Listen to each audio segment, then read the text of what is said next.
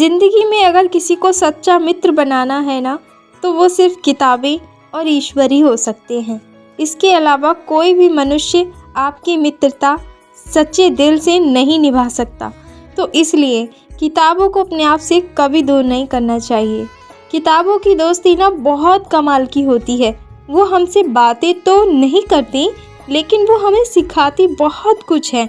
इसलिए ज़िंदगी में ना किताबों को अपने आप से कभी जुदा मत करो, क्योंकि ज़िंदगी के कुछ सबक किताबें भी सिखाती हैं और कुछ ज़िंदगी भी सिखा देती है। तो ज़िंदगी को अगर अच्छे से जीना है तो किताबों का साथ कभी मत छोड़ो। किताबें हमें ज़िंदगी में बहुत बहुमूल्य ज्ञान दे सकती हैं। तो आज है बाल दिवस। तो वैसे तो बाल दिवस को कोई ख़ास मान्यता होती नहीं है, लेकिन फिर भी जब लोग इसे मनाते हैं तो थोड़ी सी उत्सुकता तो बच्चों के अंदर रहती ही है। तो बस उसी उत्सुकता को आगे बढ़ाने के लिए एक छोटी सी भेंट आज हमने भी बाबू के लिए ले ली। ये है उसकी एक पुस्तक जो उसके पापा लेकर आए थे, और ये लेके तो काफ़ी दिन पहले आ गए थे, लेकिन हमने छुपा कर रखी थी क्योंकि अभी बाबू छोटा है और फाड़ देता है। तो आज से बेहतर और कोई दिन नहीं था इसे ये देने का, और ये बहुत खुश हुआ। तो ऐसे क्या होता है, अगर हम बच्चों को ख़ास अवसर पर जब उन्हें ख़ास तोहफे इस तरह के देते हैं ना, तो उनकी ज़िंदगी में ये यादगार बन जाते हैं, क्योंकि बड़े होकर वो अपने आप ही समझ जाएंगे इन किताबों का क्या मोल होता है उनकी ज़िंदगी में। तो चलिए आज के दिन की शुरुआत करते हैं इसी पॉजिटिव थॉट के साथ। नमस्कार, आदाब, खमा गड़ी वड़क्कम, सत श्री अकाल। मैं रेखा आप सभी का स्वागत करती हूँ आज के अपने न्यू ब्लॉग में। तो चलिए बने रहिएगा ब्लॉग में एंड तक, और जो भी मेरे चैनल पर नए आते हैं उनका दिल से स्वागत है।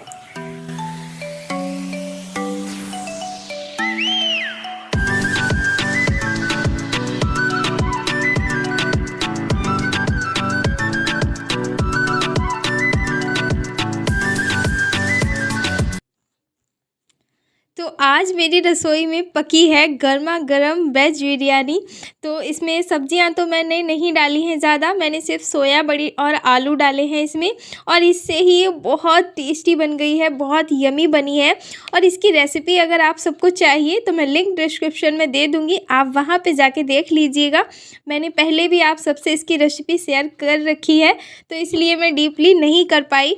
और बिरयानी बहुत टेस्टी बनकर तैयार हुई है, और ये चटनी की रेसिपी भी आपको वीडियो में देखने को मिल जाएगी, तो आप चेकआउट कर लेना, वहाँ पे आपको सारी रेसिपी मिल जाएगी। और यहाँ पे देखिए बाबू के साथ हम लोग थोड़ा सा टाइम स्पेंड कर रहे थे, तो ये अपने पापा को बहुत ज़्यादा परेशान कर रहा था, तो यहाँ पे थोड़ा सा मैंने शूट कर लिया।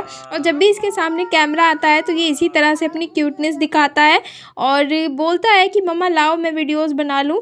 और अभी शाम के बज गए थे 4, तो मैं बस जा रही थी अपने खाने की तैयारी करने के लिए, क्योंकि आज बाल दिवस होने के साथ साथ आज हमारी शादी की सालगिरह भी है, और हमारी शादी को 3 साल कंप्लीट हो गए हैं और बाबू भी 2 साल का हो गया है। तो आज बाल दिवस भी है और शादी की सालगिरह भी है, और जिस दिन मेरी शादी थी उस दिन बाल दिवस था। तो सभी लोग बहुत बहुत ज़्यादा एक्साइटेड थे इस दिन को लेके, क्योंकि एक बहुत ही ख़ास दिन होता है ये बच्चों के लिए।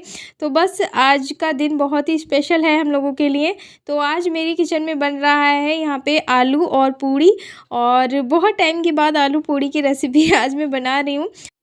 तो जिस तरह से दिवाली वाले दिन मेरे घर डबल सेलिब्रेशन था, उसी तरह से आज भी है, और बाल दिवस भी है और शादी की सालगिरह भी है। तो बस डबल खुशी है। तो इसी खुशी में हम लोग आलू पूड़ी बना रहे हैं, और छोटा सा केक है जो हम सेलिब्रेट करेंगे आप सबके सामने। और यहाँ पे देखिए जो आलू के स्लाइसेस हैं वो कुछ ज़्यादा ही मोटे काटे हैं आज मैंने, क्योंकि मुझे बहुत पसंद है इस तरह के आलू के स्लाइसेस। हालांकि ये गलने के बाद जो है छोटे छोटे हो जाते हैं, मतलब थोड़े से गल जाते हैं तो टूट जाते हैं, पर मुझे मोटे आलू बहुत पसंद है पूरी के साथ खासकर। और यहाँ पे जो आटा है ना, उस आटे में मैंने सारे मसाले ऐड किए हैं, और कुछ धनिया की जो लीव्स हैं वो भी मैंने इसमें ऐड कर दिए हैं। बहुत ही अच्छा लुक आता है, पूरी का जो खाने का टेस्ट है ना वो 4 गुना तक बढ़ जाता है, बहुत ही अच्छा टेस्ट आता है। आप ज़रूर ट्राई कीजिएगा इस तरह से धनिया पत्ती पूरी के आटे में। तो हम लोग कस्तूरी मेथी तो डालते ही हैं, तो मेरे पास कस्तूरी मेथी अभी मतलब ख़त्म हो गई थी, अवेलेबल नहीं थी, तो मैंने धनिया पत्ती डाल दी और इसका बहुत ही अच्छा टेस्ट आ रहा था। सीरियसली आप लोग ज़रूर ट्राई कीजिएगा अगर आप घर में पूरियाँ बना रहे हैं इस तरह से। और ये देखिए, ऐसा नहीं है कि धनिया पत्ती डाली है तो पूरियाँ फूल नहीं रही हैं, बहुत अच्छे से पूरियाँ फूल गई थी और बहुत ही अच्छी सॉफ्ट एकदम नरम बनी थी और खाने में भी बहुत ज़्यादा टेस्टी लग रही थी ये। तो आज का जो मेरा खाना है वो बनकर तैयार है यहाँ पे। और अभी इवनिंग का टाइम हो गया है, हस्बैंड जी ने भोग लगा दिया है और हम लोग बस अभी लंच डिनर करेंगे। और उससे पहले आप सबको दिखाएंगे जो छोटा सा केक हस्बैंड जी लेकर आए हैं। तो वैसे तो वो बाबू ही काटेगा और वही एनिवर्सरी का भी है हमारे और वही बाल दिवस का भी है। तो बच्चे होते हैं तो ऐसे ही होता है, मतलब बाबू ही काटता है हर साल हमारा केक। और यहाँ पे देखिए थोड़े से हमने कैंडल लगा दिए थे, तो ये हाथ लगा रहा था तो जलने का डर लग रहा था, लेकिन बहुत ज़्यादा एक्साइटेड था। जो इसने बर्थडे का केक काटा था तो बस वही सोच रहा था कि आज फिर से मेरा बर्थडे आ गया है, इतनी जल्दी जल्दी बर्थडे आ रहा है मेरा। तो बहुत ज़्यादा खुशी हो रही थी इसे देख के। और ये देखिए बस ऐसे ही काट रहा था, इसे कट भी नहीं रहा था ठीक से, क्योंकि अभी इसे नहीं पता है केक कैसे काटा जाता है। तो बस मैंने भी थोड़ा सा हाथ लगा दिया था और उधर से हस्बैंड जी भी थोड़ा सा हाथ लगा रहे थे। और उसके बाद देखिए यहाँ पे मैं कुछ जो अपनी शादी की एल्बम है वो आप सबसे शेयर कर रही हूँ। तो ये देखिए यहाँ पे तारीख मोटे मोटे अक्षरों में लिखी हुई है क्लियरली, 14 नवंबर। जी हाँ, 14 नवंबर को ही हमारी शादी हुई थी। और ये जो 2021 आप देख रहे हैं ये एल्बम का मतलब एल्बम की डेट है जब हमारी एल्बम आई थी और मेरी शादी हुई थी 2019 में। तो आज है हमारी शादी की तीसरी सालगिरह। जी हाँ, वैसे तो हमारी शादी को 3 साल हो गए, लेकिन यूट्यूब पर शेयर आज मैं अपनी जो सालगिरह है वो आज पहली बार कर रही हूँ, क्योंकि मुझे 1 साल कंप्लीट हो चुका है यूट्यूब पर वर्क करते हुए। तो ये मेरी पहली सालगिरह है यूट्यूब पर। और एक पति पत्नी के लिए ना बहुत ही ख़ास दिन होता है ये, सारी यादें ना फिर से ज़िंदा हो जाती हैं। लेकिन क्या सबके साथ ऐसा होता है? पतियों का तो पता नहीं कि होता है या नहीं होता, क्योंकि पति की शादी के बाद ना बहुत सारी जिम्मेदारियां बढ़ जाती हैं। इसलिए ये सब याद रख पाना, फिर से उस पल को जी पाना उनके लिए शायद कहीं ना कहीं मुश्किल होता है। और ये सही भी है, क्योंकि वो अपने ही घर में होते हैं, अपने गार्जियंस के पास होते हैं, अपने माता पिता के पास होते हैं, उनके साथ रहते हैं, जीते हैं, उठते हैं, बैठते हैं, खाते हैं, बोलते हैं। और इसलिए शायद वो इतने इमोशनल नहीं हो पाते इस दिन को लेके। मतलब कोई भी मोमेंट जब उनकी पर्सनल मोमेंट होती है तो वो शायद इतने इमोशनल नहीं हो पाते हैं। लेकिन एक लड़की का क्या, जो जन्म से लेकर शादी तक अपने माता पिता के साथ रहती है और फिर अचानक से कोई आता है और उन्हें उनके माता पिता से दूर ले जाता है, एक नई दुनिया में ले जाता है, नए सपने दिखाता है। और कहते हैं ना, अगर लड़का माँ बाप से दूर हो जाए तो ये दुर्भाग्य माना जाता है, और अगर लड़की माँ बाप से दूर रहे तो ये उसका सौभाग्य माना जाता है।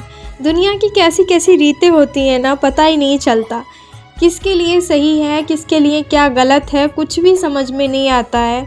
बस इतना कहा जाता है कि लड़कियों का जो घर होता है वो उसका पति का घर ही होता है, और पति का घर होता है या अपना घर होता है ये तो पता नहीं। लेकिन हाँ, एक घर ऐसा होता है जहाँ हम माँ बाप से दूर रहते हैं, लेकिन फिर भी उनके दिल में रहते हैं कहीं ना कहीं। और बहुत अच्छी सी एक फीलिंग भी आती है, क्योंकि हमें अपनी लाइफ का एक लाइफ पार्टनर मिल जाता है, उसके साथ जीना, हंसना, बोलना, खेलना, बहुत सारी चीज़ें होती हैं और सुख दुख बांटने होते हैं। और लाइफ को जितना इन्जॉयमेंट करना होता है ना, उससे कहीं ज़्यादा होता है लाइफ को समझना। क्योंकि जीना तो बहुत आसान है, लेकिन लाइफ को समझ के जीना बहुत मुश्किल होता है। और सबसे ज़्यादा मुश्किल होती है वो घड़ी जब बेटी अपने पेरेंट्स को छोड़कर और अपने साथी के साथ आ जाती है। बहुत ही मुश्किल होता है उस चीज़ को फेस कर पाना फिर से।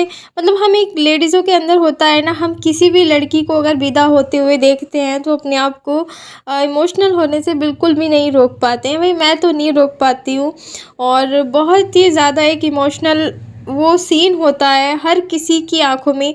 हम किसी भी लड़की को जब विदा होते हुए देखते हैं तो फिर से सबको अपनी याद आ जाती है कि हम भी इसी तरह अपने माँ बापों को छोड़कर आए थे। और बस यही सारी चीज़ें, तो एक कहीं न कहीं खुशी का मौका भी होता है ये लड़कियों के लिए। साथ ही साथ दूसरी तरफ सबसे बड़ा दुःख भी होता है, क्योंकि आज के दिन हम अपने अपनों को, माँ-बाप को, अपने भाई-बहन को, सबको छोड़ के अपने लाइफ़ पार्टनर के साथ आ जाते हैं। और फिर उनसे जब मिलना होता है तो हम हर समय मतलब फिर उस तरह से नहीं मिल पाते हैं जिस तरह से हम शादी से पहले उन सब के साथ रहा करते थे, हँसते थे, बोलते थे। कहीं न कहीं वो सब चीज़ें कहीं खो सी जाती हैं और फिर से वो सारी चीज़ें याद आती हैं। तो बस आज की जो मेरी सालगिरह का जो ब्लॉग है ये कुछ इस तरह से ही था। कोई एन्जॉयमेंट हम लोगों ने ज़्यादा नहीं किया, बस थोड़ा-सा केक वेक काटा और हम लोग कहीं बाहर भी नहीं जा पाए अभी, क्योंकि परिस्थितियाँ ऐसी नहीं हैं। और आगे मैं कोशिश करूँगी आप सबको कि इस दिन को और ज़्यादा खूबसूरत बनाऊँगी अगले ब्लॉग में, यानी नेक्स्ट ईयर। तो चलिए, मिलती हूँ आप सबसे अगले ब्लॉग में एक अच्छे से टॉपिक के साथ, अच्छी सी रेसिपी के साथ। तब तक के लिए अपना ध्यान रखिए, खुश रहिए, मस्त रहिए। वीडियो अगर अच्छा लगा है तो लाइक ज़रूर कर दीजिएगा। चैनल पर नए हैं तो सब्सक्राइब ज़रूर कर लें। Bye bye.